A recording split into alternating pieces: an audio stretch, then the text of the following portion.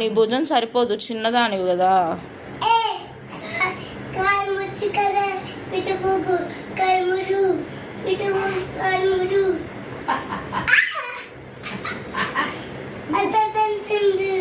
అంటున్నాడా? తమ్ముడంటే ఇష్టమా నీకు? ఇష్టమా?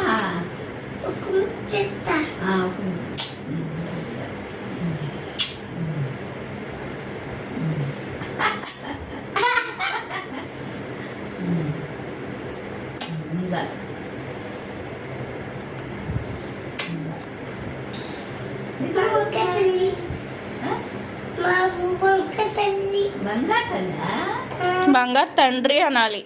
బంగారు తండ్రి అనాలి. బుజ్జి తండ్రి, చిన్న తండ్రి.